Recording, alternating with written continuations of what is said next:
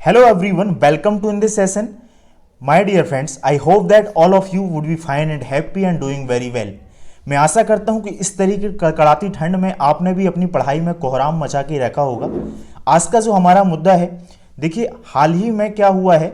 कि दुनिया में पहली बार किसी दूसरे पशु जैसे कि सुअर के दिल का मानव में ट्रांसप्लांटेशन किया गया है, अर्थात सफल ट्रांसप्लांटेशन किया गया है, प्रत्यारोपण किया गया है, अर्थात दिल लगाया गया है। तो या किसी भी अंग का एक प्रकार से हम कह सकते हैं कि किसी भी पशु के माध्यम से मानव के शरीर में पहली बार सफल या प्रत्यारोपण किया गया है। तो ये जो घटना हुई है, इसको लेके हमारा जो जीएस पेपर 2 है, जीएस पेपर 2 का जो हमारा साइंस एंड टेक्नोलॉजी का टॉपिक है, उसमें एक तो बायोटेक्नोलॉजी और साथ ही new technology, developing new technologies जो कि मानव जीवन को आसान बनाती हैं, तो उससे ये रिलेट होता है और ये एक इंपॉर्टेंट टॉपिक बन जाता है जिस पर क्वेश्चन आने की संभावना है प्रीलिम्स में भी और मेंस में भी। तो आज हमने ये मुद्दा सिलेक्ट किया हुआ है। अगर देखिए इसको जो है हम अलग अलग चीज़ों को देखने वाले हैं। इसमें होता क्या है कि ऐसा नहीं होता जनरली कि किसी भी पशु का हृदय आपने चलते हुए किसी पशु को उठाया, उससे आपने हार्ट निकाले या कोई भी ऑर्गन लगाया और मानव के शरीर में लगा दिया। अगर आपने बेसिक्स पढ़े होंगे बायोटेक्नोलॉजी के, तो होता क्या है कि हम उसमें जीनोम एडिटिंग के माध्यम से या जीन एडिटिंग के माध्यम से आवश्यक उसमें परिवर्तन करते हैं जीन में। उस हिसाब से फिर उस पशु को तैयार करते हैं, जैसे हालिया इस केस में हुआ है, और फिर उसे इस हिसाब से तैयार किया जाता है कि उसे मानव के अंग में भी, मानव के शरीर में प्रत्यारोपित किया जा सके, और फिर आवश्यकता पड़ने पर उसका ट्रांसप्लांटेशन किया जाता है। अब हुआ क्या था, ऐसा पहले भी घटनाएं, ऐसे कई बार प्रयास किए गए थे, वो प्रयास सफल नहीं थे। पहली बार ये सफल प्रयास हुआ है एक प्रकार से। तो इसमें आज जो हम देखने वाले हैं, एक तो देखिए इसका कंटेस्ट की बात हमने कर ली, फिर जीनो ट्रांसप्लांटेशन है क्या चीज़ इसको देखेंगे, इसकी प्रोसीजर क्या है, क्योंकि मेंस में सीधी सी बात है, आपको लिखने को आएगा और आप फ्लो डायग्राम बना के लिख सकते हैं। फिर जीन एडिटिंग या जीनोम एडिटिंग क्या है, इसको हम देखने वाले हैं। इसके साथ ही इसका इंपॉर्टेंस या साइनिफिकेंस क्या है, ये जो अभी डेवलपमेंट हुआ है, इसके साथ इसकी प्रमुख चुनौतियां क्या हैं, इसके साथ कंसर्निंग नैतिकल एथिकल कंसर्निंग पॉइंट कौन कौन से हैं, और फिर आगे की राह यानी कि वे फॉरवर्ड क्या हो सकता है, उस पर हम चर्चा करने वाले हैं अलग अलग डायमेंशन में। तो अगर हम पहली चीज़ उठाएं तो देखिए कॉन्टेस्ट क्या था कि हाल ही में क्या हुआ था कि अमेरिका की जो university of Maryland medical centre है, वहाँ के डॉक्टरों ने एक अमेरिकी व्यक्ति में आनुवांशिक रूप से परिवर्तित सुअर के हार्ट का ट्रांसप्लांटेशन किया हुआ था, इसलिए चर्चा में है इशू। दूसरा, सुअर के दिल में सुअर के दिल का मानव में यह पहला सफल प्रकार से ट्रांसप्लांटेशन था, या हिंदी में प्रत्यारोपण हम कह देते हैं। फिर अगर हम बात करें, देखिए कि जीनो ट्रांसप्लांटेशन है क्या, जब इंग्लिश में लिखने की बात आती है तब भी आप इसको उठा के सीधे जो है हुबहू हिंदी और इंग्लिश, तो जो टेक्निकल वर्ड्स होते हैं आप उसको इंग्लिश हिंदी में भी वैसे ही लिख सकते हैं, देवनागरी स्क्रिप्ट में आप इंग्लिश नेम लिख सकते हैं, जैसे कि जीनो ट्रांसप्लांटेशन है। अब होता क्या है, देखिए गैर मानवीय अथवा किसी भी अन्य जीव के अंगों का मनुष्य में प्रत्यारोपण ही जीनो ट्रांसप्लांटेशन कहलाता है, और ये बायोटेक्नोलॉजीज की एक प्रोसेस है, बायोटेक्नोलॉजी के अंदर आती है। अर्थात किसी भी जो दूसरे जो पशु हैं, जैसे कि ऐसा नहीं कि सुअर ही हो सकता है, गाय भैंस या अन्य भी चिरपंज और भी जो पशु हैं उनका, तो जो मानवों के अनुकूल है उसमें हम आवश्यक परिवर्तन करते हैं जीन एडिटिंग के साथ, और फिर उसको मानव में प्रत्यारोपित किया जाता है, तो वही जीनो ट्रांसप्लांटेशन कहलाता है। बहुत ही संक्षेप में और कॉन्क्रीट डेफिनेशन आप लिखें जब लिखने की आवश्यकता पड़ती है। अगर हम देखिए एक इंपॉर्टेंट चीज़ है कि इसमें प्रोसेस कैसे की जाती है। अगर इसकी हम प्रोसेस की बात करें तो होता क्या है, यहाँ पर इंग्लिश में लिखा हुआ है लेकिन मैंने साइड में हिंदी में भी लिखा हुआ है कि सबसे पहले क्या करते हैं हम, जीन अनुक्रमण तकनीक जो है यानी कि जीन एडिटिंग जो टेक्नोलॉजी है, उसकी सहायता से जेनेटिकली अल्टर्ड जो सुअर कोशिकाओं का निर्माण करते हैं। उसके बाद हम क्या करते हैं कि उन जो कोशिकाओं को जो निर्माण करते हैं, उन कोशिकाओं के प्रयोग के माध्यम से हम सुअर के भ्रूण में निर्माण किया जाता है, सुअर के भ्रूण का निर्माण किया जाता है। उसके बाद आनुवांशिक रूप से परिवर्तित किए गए सुअरों को एक नियंत्रित और बायोसील्ड एनवायरनमेंट में तैयार किया जाता है, क्योंकि ऐसा नहीं है अगर उनको खुले में तैयार किया जाएगा तो कहीं ना कहीं उसमें कुछ चेंजेस हो सकते हैं। तो जो जेनेटिकली अल्टर्ड जो ऐसे पिग्स के भ्रूण या एम्ब्रियो का निर्माण किया जाता है, उनको हम बायोसील्ड एनवायरनमेंट में और कंट्रोल एनवायरनमेंट में तैयार करते हैं। उसके बाद क्या है कि जैसे कि वयस्क सुअर के अंगों का फिर उस पर से निकाल के प्रत्यारोपित किया जाता है, जैसे कि जब आवश्यकता पड़ी तो हमने सुअर को फिर मार के या जो भी मारने के बाद उसके अंग निकाले और उसको उसमें प्रत्यारोपित किया जाता है इंसान के शरीर में। और उसको शरीर में प्रत्यारोपित करने के बाद भी, ताकि इंसान का जो शरीर है वो उस अंग को स्वीकार कर सके, इसलिए 5वें पॉइंट पे हम क्या करते हैं कि जो इम्यूनोसप्रेसेंट ड्रग्स हैं या प्रतिरक्षा दमनकारी औषधियाँ, उनको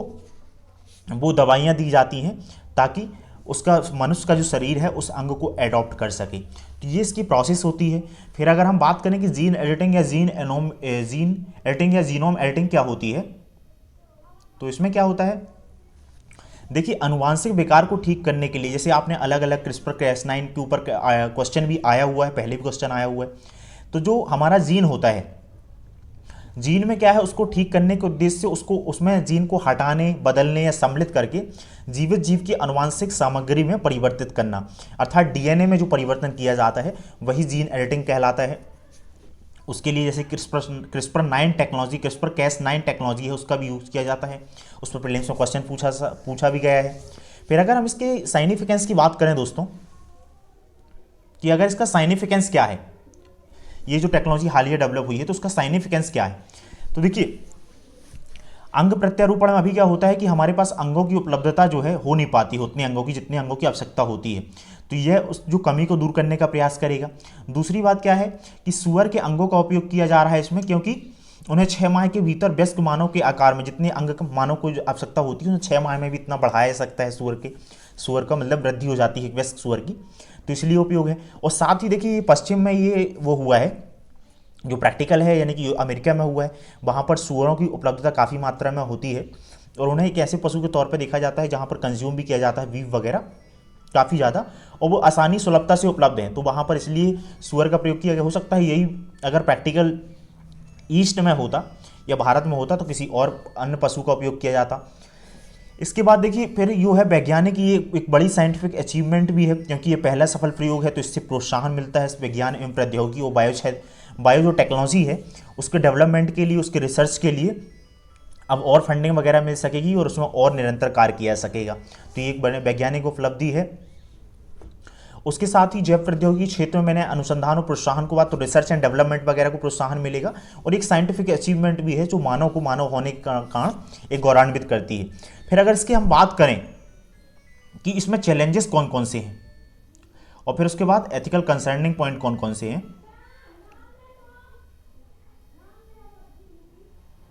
देखिए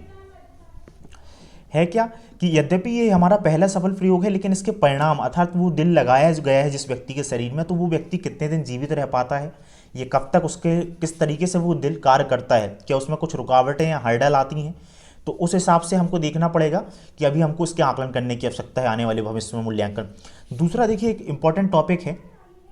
ये अलग से ही पढ़ा सकता है, जूनोटिक बीमारियां, अर्थात ऐसी बीमारियां जो पशुओं से या किसी अन्य प्रकार के पक्षियों से इंसानों में आ जाती हैं, ये बैक्टीरिया, वायरस इत्यादि के माध्यम से आती हैं। तो ऐसी बीमारियों का संक्रमण फैलने की संभावना इसमें काफ़ी ज़्यादा है। अब जूनोटिक बीमारियां जैसे HIV एड्स है, इबोला है, मलेरिया है, रेबीज़ है, वर्तमान में कोरोना वायरस है, ये सब जूनोटिक संक्रमण के कारण ये रोग फैले हुए हैं। तो इस तरीके की अभी कोरोना महामारी की हम भयावह एक महामारी से गुजर रहे हैं, तो ऐसी चीज़ों को नकारा नहीं सकता कि भविष्य में से क्या प्रकोप होंगे, तो ये एक कंसर्निंग पॉइंट है। तीसरी बात अगर हम ये देखें कि प्रत्यारोपण में देखिए सबसे एक बड़ी बात है इसमें क्या है कि हमारी बॉडी जब इसमें अंग प्रत्यारोपित किया जाता है तो उसको कई बार बॉडी एक्सेप्ट नहीं करती, इसलिए हमने वहाँ पर वो जो है ड्रग सप्रेसेंट औषधियों की बात की थी, ड्रग्स की बात की थी, प्रतिरक्षा दमनकारी औषधियों की बात की थी कि वो उसको एक्सेप्ट कर ले बॉडी, तो ये एक चुनौतीपूर्ण है। फिर इसके बाद सांस्कृतिक रीति रिवाज और विश्वास है, जैसे देखिए भारत जैसे देश में जो है सुअर को कुछ धर्म विशेष में उस नज़रिए से, चाहे हिंदू हो, चाहे मुसलमान हो, चाहे अन्य भी लोग हैं, उस दृष्टिकोण का या उस तरह के दृष्टिकोण से नहीं देखते, तो क्या उसका प्रत्यारोपित यहाँ पर किया जा सकेगा, नहीं किया सकेगा, ये भी एक कंसर्निंग पॉइंट है। इसके बाद एक पॉइंट आप और लिख सकते हैं कि विविध जो जियोग्राफिकल एरियाज़ हैं, क्या वो ही पशु जो है जो अमेरिका में जिस ट्रांसप्लांट किया जा रहा है, क्या उसी प्रकार के अंगों का अफ्रीका में या भारत जैसी या पूर्वी एशियाई देशों में इसका उपयोग किया सकता है क्या, अगर यहाँ के जेनेटिक के हिसाब से अगर अंग पशु या जेनेटिकली अल्टर्ड सुअर या कोई भी अन्य पशु निर्माण नहीं किया सकते, तो इस तरीके की 4-5 कंसर्निंग पॉइंट हैं। फिर देखिए क्या होता है कि ये बायोटेक्नोलॉजी और जो भी क्षेत्र है इसमें एथिकल कंसर्निंग पॉइंट जुड़ा हुआ है, ये आपसे इंटरव्यू वगैरह में भी अगर उस टाइम पे न्यूज़ आती है तो पूछा सकता है, और मेंस में भी अगर आप लिखते हैं तो आप ये एक पर्सपेक्टिव भी लिखें। तो इसमें नैतिक मुद्दे देखिए कौन कौन से जुड़े हुए हैं, सबसे पहली बात आ जाती है, देखिए दोस्तों, कि लोगों की जन्म मृत्यु ये सब जो है प्राकृतिक नियम है, हमारा ऐसा विश्वास किया सकता है। तो हमारा जो है उस तरीके से हम एक प्रकार से प्राकृतिक नियमों में जो है हस्तक्षेप कर रहे हैं, और इसी कारण आप देखते हैं कि कोविड-19 जैसी जो महामारी है, हम एक भयावह महामारी से गुजर रहे हैं। दूसरी बात अगर हम देखिए करें, पशु अधिकारों का भी यहाँ पर हमको कहीं ना कहीं हनन देखने को मिलता है, अर्थात पशुओं को भी अधिकार है, उनका जो प्राकृतिक जीवन है उसमें हम बाधा उत्पन्न करते हैं, और अवांछित तौर पर पशुओं की मृत्यु भी देखने को हमें आने वाले समय मिलेगी। कुछ समय बाद आप देखेंगे कि पैटा, जो कि एक संगठन है पशु अधिकारों के लिए काम करने वाला, उसने कुछ ना कुछ इस पॉइंट पर कंसर्निंग पॉइंट भी व्यक्त करेंगे, फिर उस टाइम पर भी एक आध आर्टिकल हमें देखने मिलेगा एथिकल कंसर्निंग पॉइंट पर। साथ ही दोस्तों इसमें देखिए क्या है कि जो निजी कंपनियां हैं और प्रौद्योगिकी उन्नयन देश हैं, ज़्यादातर जो OECD वाले नेशन हैं, डेवलप्ड नेशन हैं, वहाँ पर भी ये चीज़ें उपलब्ध हो पाती हैं। तो अफ्रीका ही या अन्य विकासशील या छोटे जो देश हैं, गरीब देश हैं, कहीं ना कहीं उन चीज़ों से ये प्रौद्योगिकियाँ अभी भी दूर हैं। तो हमको ऐसी व्यवस्था की आवश्यकता पड़ेगी, ऐसी व्यवस्था बनाने की आवश्यकता है, ऐसी व्यवस्था कि वो चीज़ें इन देशों को भी उपलब्ध हों।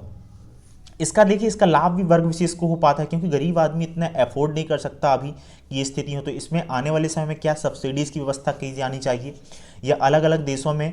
जो डेवलप्ड देश हैं वहाँ से प्रौद्योगिकी स्थानांतरण के लिए क्या तरीके उपलब्ध होनी चाहिए, उतना इंफ्रास्ट्रक्चर लॉजिस्टिक सपोर्ट्स वगैरह अवेलेबल है कि नहीं है। तो ये भी एक प्रकार से कमज़ोर वर्ग के लोगों के लिए इन सुविधाओं से वंचित करता है उसको, और वर्ग विशेष को लाभ पहुँचाता है। इसके साथ ही दोस्तों ये बायोटेक्नोलॉजी क्या है कि एक डेवलपिंग फील्ड है, इसमें अलग अलग एथिकल कंसर्निंग पॉइंट आते हैं।